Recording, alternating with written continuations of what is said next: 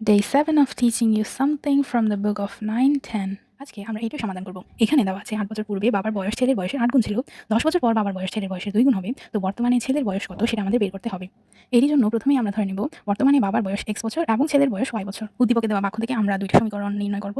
তারপর ওই দুইটা সমীকরণের সাহায্যে আমরা যথাক্রমে x এবং y এর মান বের করার মাধ্যমে ছেলের বর্তমান বয়স বের করে নিতে পারব। তো এখানে প্রথম বাক্যে দেওয়া আছে ৮ বছর পূর্বে বাবার বয়স, অর্থাৎ আমরা লিখতে পারি x - 8 হচ্ছে ৮ বছর পূর্বে বাবার বয়স এবং ছেলের বয়স ৮ বছর পূর্বে আমরা লিখতে পারি y - 8। আর এখানে দেওয়া আছে ৮ বছর পূর্বে ছেলের বয়স বাবার বয়সের ৮ গুণ ছিল। তো x - 8 = 8 * y - 8। এখান থেকে আমরা পেয়ে যাচ্ছি x - 8 = 8y - 64।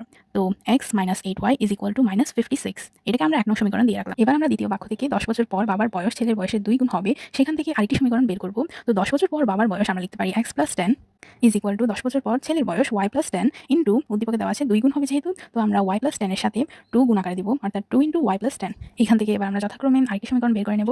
তো x + 10 = 2y + 20 বা x - 2y = 10। এটাকে আমরা ২ নং সমীকরণ দিয়ে রাখলাম। এবার আমরা ১ নং সমীকরণ মাইনাস ২ নং সমীকরণ ইনটু 4 করে পাবো। তো প্রথমেই এর জন্য আমাদের ১ নং সমীকরণটা লিখে নিতে হবে, যেটা হচ্ছে x - 8y = -56। এবার আমরা ২ নং সমীকরণের সাথে ৪ গুণ করে যেটা পাবো সেটা এখানে লিখে রাখবো, যেটা হচ্ছে 4x - 8y = 40।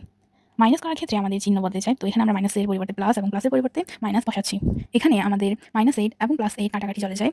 তো আমরা পাচ্ছি হচ্ছে -3x = -96 বা x = 96 / 3। তো x = 33, যেটা হচ্ছে বাবার বয়স। এবার আমরা ২ নং সমীকরণে x এর মান বসিয়ে y এর মান বের করব, যেটা হবে ছেলের বর্তমান বয়স।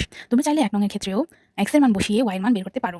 তো এখানে আমাদের ২ নং সমীকরণে x = 32 বসিয়ে -2y = 10 করে আমরা পাচ্ছি -2y = -22।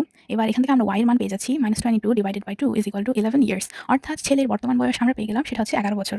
এটা একটা অনেক সহজ ম্যাথ ছিল। আশা করি তোমরা সকলেই বুঝতে পেরেছো।